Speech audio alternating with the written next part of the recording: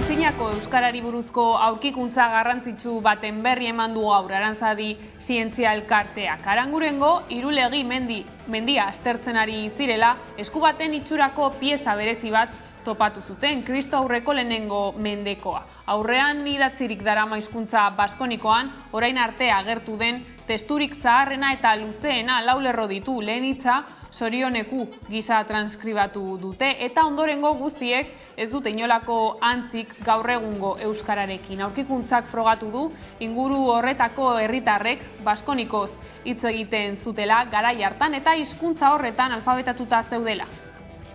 Momentu honetan, badaki euskaraz edo, guk de euskaraz edo baskoniko, baskoiez idazten zutela, berezitasun batzuekin bidea, eta noizkua da, pentsatu aztarna horiek diela 2000 urte, baina gehiagoko, zaharragoa diela. Bueno, atiek erik egiten dira, guretzako pauso ikaragarria da, euskaldunetzako, eta bueno, mendik aurre horrek zer ematen duen, hori ere begiratu behar dugu. Etorkizunean hor zer esaten duen, zer da, nolakoa dan, bide bat irikitzen dela.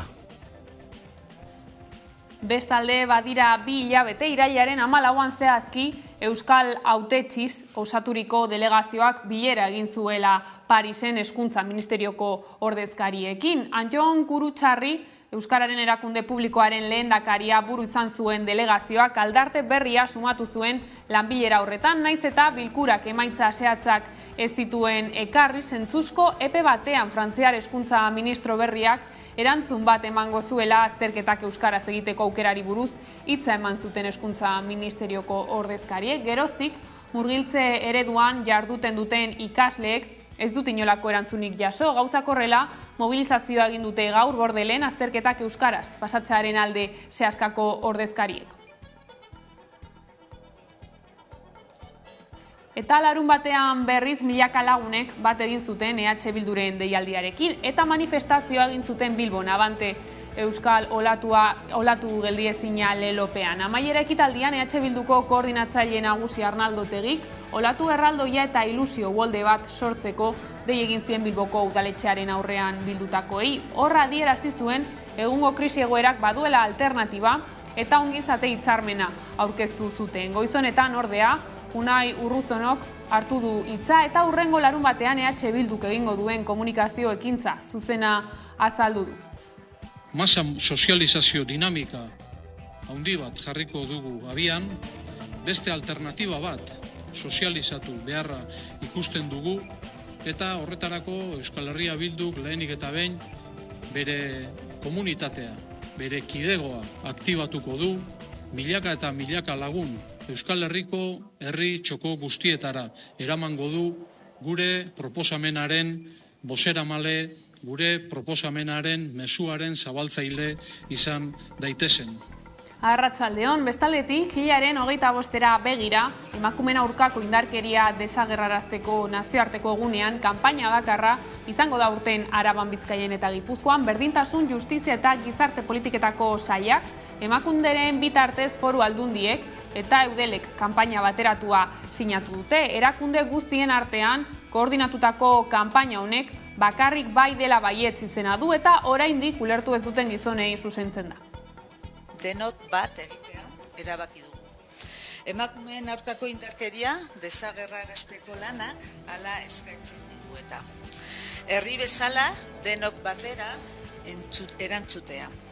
Askotan esaten dut berdintasunarena eta emakumeen kontrako indarkeriarena talde lana dela. Eta horregatik, kanpaina honetan pauso bat gehiago eman nahi izan dugu. Eta gizonen implikazioaren beharra azpimarratu dugu.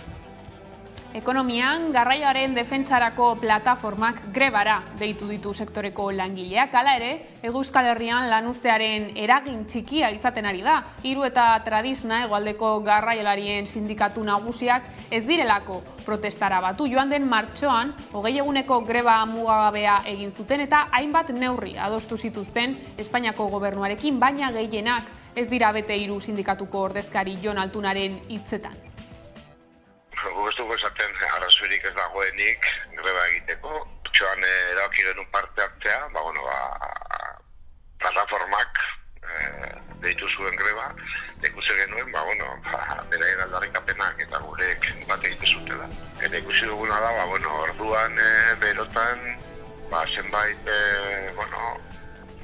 gobernu edo administrazioanetik agindu zirela hainbat gauza, eta, zeia eta hauetan ez dugu ikusi, orduko afera edo arazoa konpondu diranik, ez dakit sortu diranik, gure aldarrikapenak aztertzeko fororik, edo, asko ez aldatu egoera.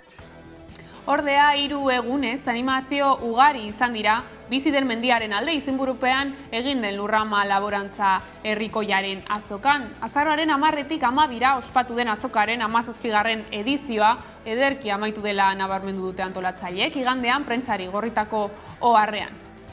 Garantzitsua zizaukun horren aipatzea, hemen mendialdean baikira, mendialdeko laborantza delako, eta beraz importantea delako galdegitea gure buruari lujalde mailan, ze mendi bizi mota nahi dugun, ze laborantza mota mendi eskualde horietan, eta ze elkar bizitza mota ere. Holetan, Behobia Donostia herri lasterketarekin lotuta, Kataluniarrak albiste izan dira aste honetan, lehen aldiz izena eman duten korrikalarien artean, gehiago izan dira Kataluniarrak, Gipuzkoarrak baino. Hangoak izan dira gizonezkoen, zein emakumezkoen lasterketako azkarrenak, Nan Oliveras eta Cristina Silva.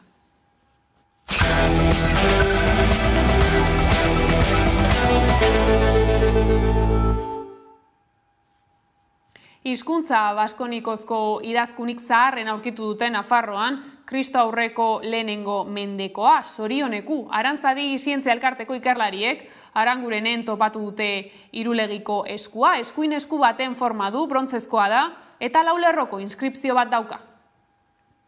Zehazki, Kristoren aurreko lehenengo mendean datatuta, erromatarrak iritsi aurreko garai batean, eta iturri klasikoek, baskoien lurraldea kokatzen zuten tokian bertan. La mano de Irulegui es un hito histórico de primer orden, es un salto como pocos en el conocimiento que hasta ahora teníamos de nuestra historia y de nuestra cultura. Martín lo ha dicho, estamos viendo de primera mano cuáles eran los usos y las costumbres de algo que hasta ahora había permanecido intacto.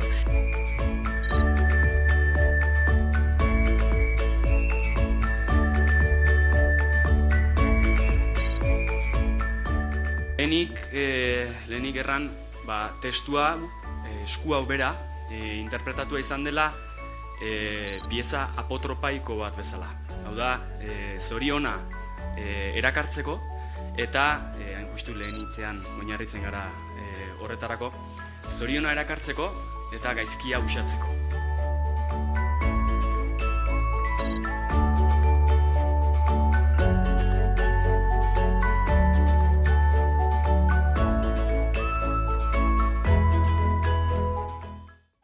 Aurkikuntza horri buruz ere, politikariek haien iritzia plazaratu dute. Arnaldo Otegik esan du, gure hizkuntzaren jakintzan urrats historikoa dela, eta Maialen Iriartek ilusioa eta zoriontasuna zorrarazi diola. Horrez gain, Joseba Siron eta Adolfo Araiz ere mintzatu dira gaia, zentzun.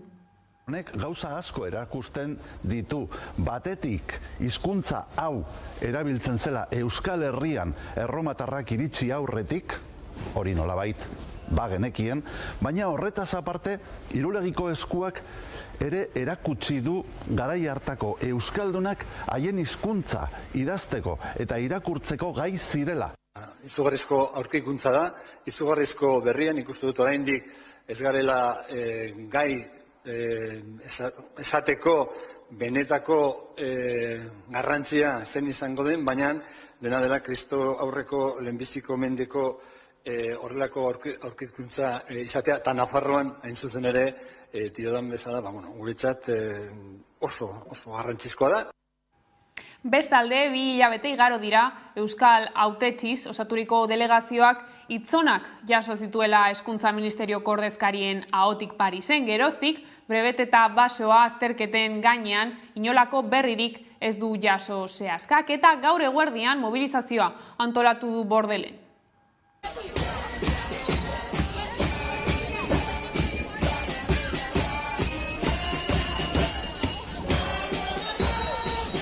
21. mendean ikaslei ezaielako ahalbidetzen austerketak berezko hizkuntzan egitea.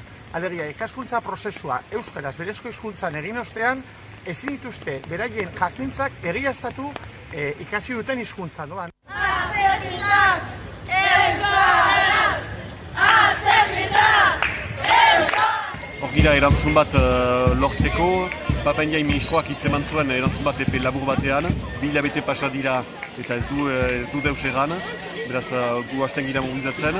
Espero dugu azkipite erantzunen duela, baina ez duen erantzuten eta ez duen bai erantzuten, guk mobilizazioak segituko ditu.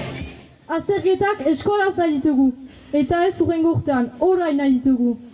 Gure eskubidea baita, ezkira hemen makurtzen, bojokan segiko dugu, ezkaituzue beldurtzen. Bojokan segiko dugu, ezkaituzue beldurtzen. Gure indarra ez baita, kilometrotan neurtzen. Irudi biziki politak atera ditugu eta hortaz arro gira, gure ikasleetaz biziki arro gira.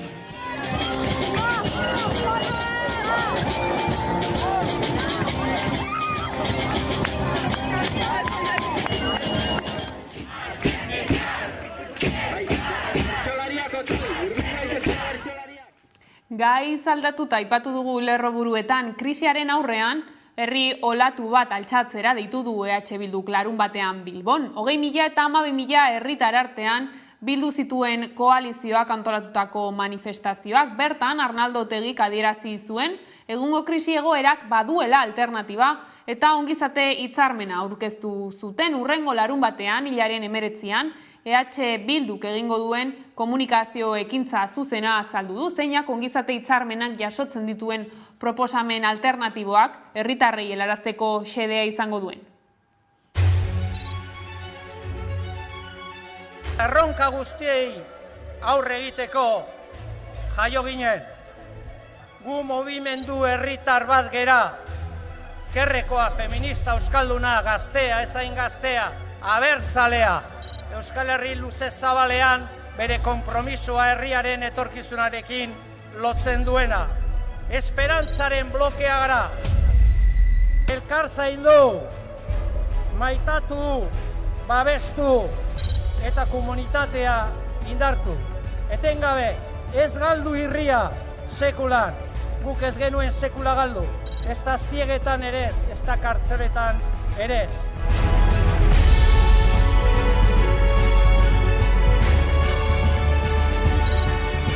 Hortzak erakusteko beste modu bada irri egitea. Orain dela egun batzuk begiak itxi nituen eta etorkizuna ikusi nuen.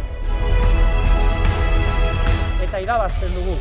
Gora Euskal Herria askatuta! Gora guta gutarra! Ekonomia arloan berriz, garraioaren defentsarako plataformak grebara deitu ditu garraio sektoreko langileak. Gaur, Hego Euskal Herrian, lanuztearek eragina oso txikia izaten ari da, Hiru eta Tradisna, hegoaldeko garraiolarien sindikatu nagusiak ez baitira protestara batu.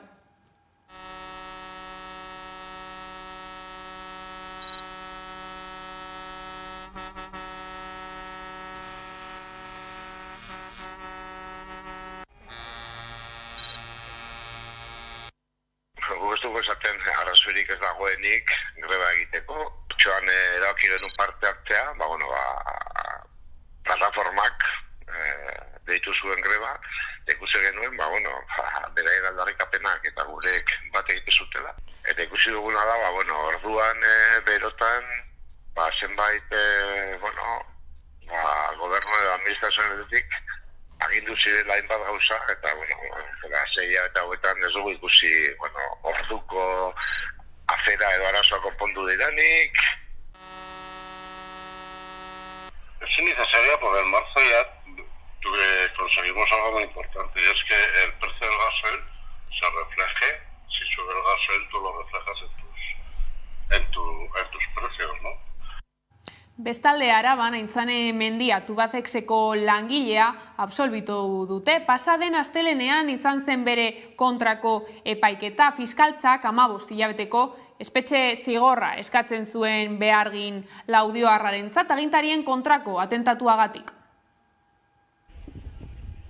Azaroaren 7an epaitu zuten Gasteizen Aintzane Mendia Tubacexeko langilea 2021ko kaleratzeen aurkako protestengatik auzipetuta. 15 hilabeteko espetxe zigorra ezarri nahi zioten, agintaritzaren kontrako atentatua leporatu zioten eta ertzain bati ukabilkada bularrean ematea egozten zioten. Aste horren amaieran Lab sindikatuak iragarri zuen Mendia absolbitu egin zutela. Epaiketaren egunean Tubacexeko langileak eta salatutako langileen plataformako kideak Gasteizko epaitegien aurrean bildu ziren. Izan ere, salatu zuten kriminalizazio estrategia bat dela Tubacexeko greban aktiboki parte hartu zuten eta euren lanpostuak defendatzeko eskubidea erabilin zutenak zapaltzeko. Era berean, estrategia horretan Lakuako gobernuak duen lankidetza estua ere salatu zuten. Eusko Jaurlaritzaren arduragabekeria eta baita ere jarrera salatu nahi dugu. Zergatik orain Eusko Jaurlaritzak edo Arantzea Tapiak ez dira agertzen publikoki Tubacexek bere garaian esan zituen gezurrak salatzeko. Amurrioko epaitegien aurrean egin zen elkarretaratzean identifikatu zuten Mendia, 2021ko ekainaren 17an hain zuzen ere. Egun horretan, Tubacexeko 3 langilek deklaratu zuten martxoan antolatutako piketean parte hartzeagatik eta ertzaintza babesa erakustera elkartu zen jendearen kontra oldartu zen. Eta Arabatik mugitu gabe Foru Aldundiak 2023ko aurrekontuak aurkeztu ditu. Inoiz baino diru gehiago gastatuko du hurrengo urteko aurrekontuetan. 650,1 milioi euro hain zuzen ere. Azpimarratzekoa da Foru Aldundiak udalak eta Eusko Jaurlaritzak ez bezala partida bat iragarri duela garraio bide publikoaren hobariari aurre egiteko. Aurrekontuak beraz 2022koak baino 13,18ko handiagoak dira. Ramiro Gonzálezek ahaldun nagusiak nabarmendu du pertsonak direla aurrekontu hauen ardatz nagusia entzun. Familien eta enpresen babesean oinarritzen den aurrekontu proiektua da. Gizarte politiketan, industria politiketan eta ingurumen politiketan berrikuntzak egiten dituena. Inoiz baino euro gehiago inbertitzen duena. Helburu bakarra dugu, funtsezkoa, ongizatea eta bizi kalitatea babesten dituen Araba eraikitzen jarraitzea. Bestaletik esan dugu jada, arrakasta handia izan du 3 urteren ostean Biarritzera itzuli den lurrama. Kantolatzaileen arabera azaroaren 10etik 12ra Biarritzen iraganden laborantza herrikoiaren azokan, 20.000 bisitari baino gehiago bildu dira eta mintzaldietan 800 bat lagunek parte hartu dute. Udane Arbeo lankidea izan da bertan. 3 egunez laborarien lurrama azoka garrantzitsua eginda Biarritzen Irati erakostazokan. Pirinioetako mendien omenez bizi den mendiaren alde izan da 17. edizio honek hautatu duen leloa. Hala mendiko laborantza eta artzaintza jardueren gainean indarra egina izan dute antolatzaileek. Amaika telebista kanaldu herri telebistarekin bat egin eta saio berezia eskaini genuen lurramatik iragan ostiralean. Gurekin izan genuen bertan Miren Arignordoki lurramako kidea. Hain justu aurtengo leloaren inguruan aritu zitzegun. Bai, bada, aspaldi lelo hori ginuela buruan, edo gai hori tratatu nahi ginuela, gero aktualitateak harrapatu gaitu eta beste gai batzu tratatu ditugu, baina garantzitsua zizaukun horren aipatzea, hemen mendi aldean baikira, mendi aldeko laborantza delako, eta beraz importantea delako galdegitea gure buruari lujalde mailan, ze mendi bizi mota nahi dugun, ze laborantza mota mendi eskualde horietan, eta ze elkar bizitza mota ere. Lurramako antolatzaileek balorazio positiboa egin dute. 980 laguntzaileren presentzia eta lan sutxo eskertu dituzte. 20.000 bisitari baino gehiago izan dira azokan eta ostegunean lehen mailako 36 eskolek tailer pedagogikoetan parte hartu zuten. Ostera 7 laborantza lizioren bisita izan dute. Mendiak erdegunean jarriz 3 egunez animazio ugari izan dira eta orotara 800 lagun mintzaldi eta mai inguruak entzutera gerturatu direla esan dute. Azpimarratzeko abestalde, ohi bezala gazta eta ogi lehiaketak antolatu zituzten eta irabazleak honako hauek izan dira. Gazta lehiaketan Berouet Michel Antpeio, Antxon Urrizaga eta Azkorria kooperatibak irabazi dute lehen saria, zehazki mendi etxeko eta esnategi kategoriatan. Ogi lehiaketa berriz Gaia Okindegiak irabazi du. Laborantza eremuetako eta hirigunetako biztanleriaren arteko loturak sendotzea izan du xedetzat azokak.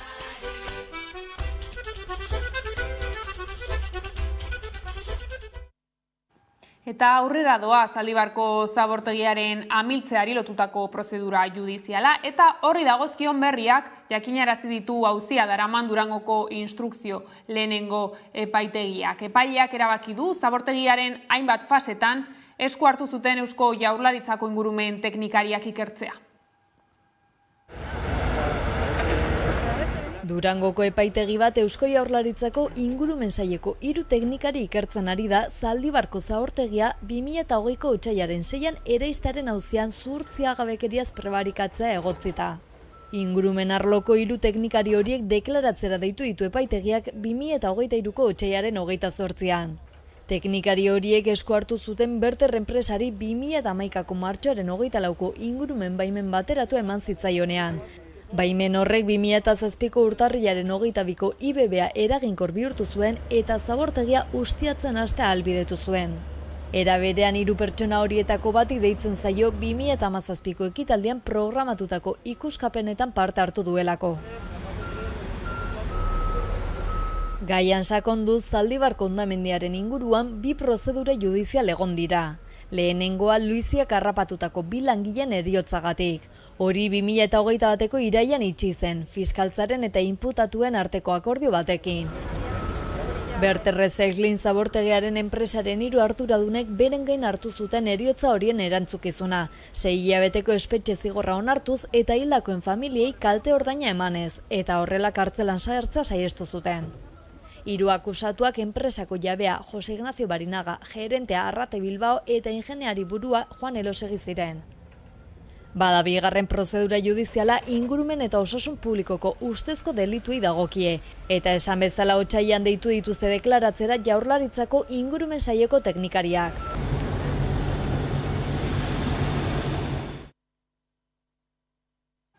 Emakume ekintzaileen eta enpresarien euskal komunitateak hainbat neurri espezifiko abiaraztea eskatu dio euskal administrazioari. Larunbatean, azaroak 19, emakume ekintzaileen nazioarteko eguna dela eta emakumekinek genero ikuspegidun ekintzaileekin lotutako euskal elkarte guztien laguntzarekin manifestu bat aurkeztu du.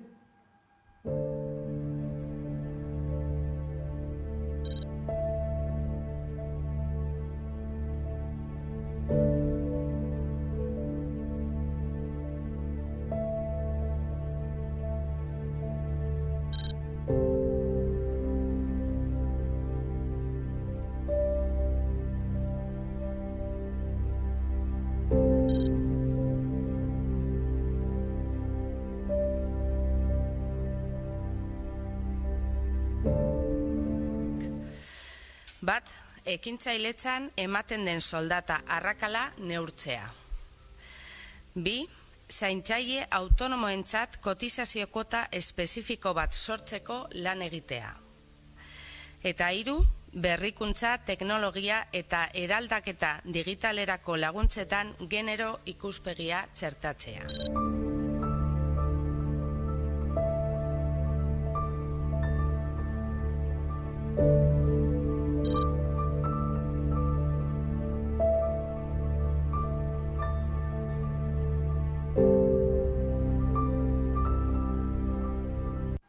Krisi klimatikoari aurre egiteko goibilera egiten ari dira Egipton. 100 herrialde bildu dira bertan. Testuinguru horretan, kolektibo ekologistek, sozialek eta sindikalek elkarretaratzea egin dute asteburuan Bilbon.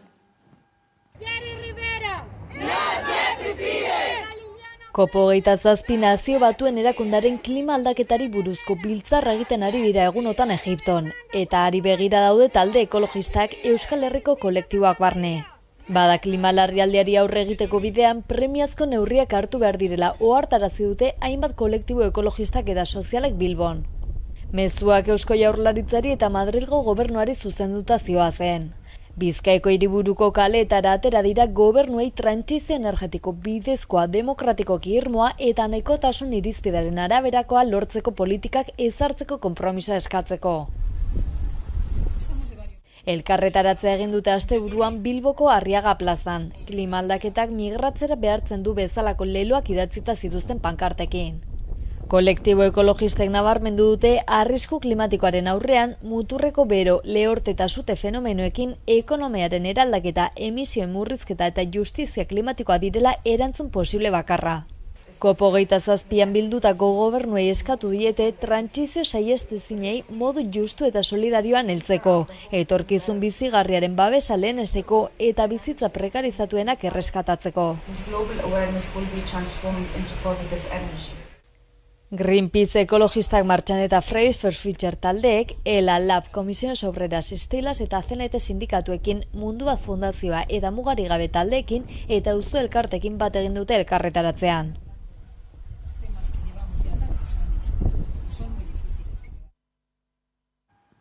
Eta berriekin bukatzeko bertsolaritzan, Aitor Mendiluze izan da garai asteburu honetan Durangon. Horrela, abenduaren 3an kantatuko du Bilbon. Elkartzea bera sarri, bilakatzen da lokarri, elkarrikusita egotean biontzat pozgarri. Baina alere elkarri zertan loturak ezarri, behin bilgaitezen ta ondo badoa urrengo bat jarri. Behin bilgaitezen ta ondo badoa urrengo bat jarri.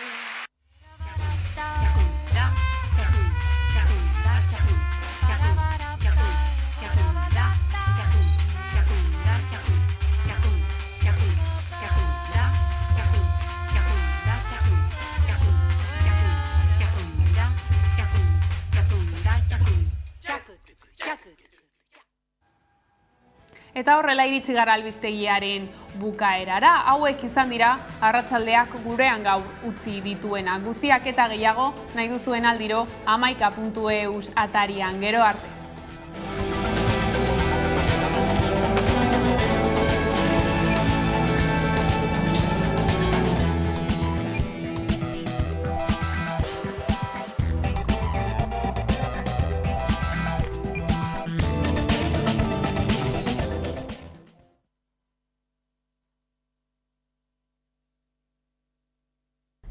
Gaur Nafarroa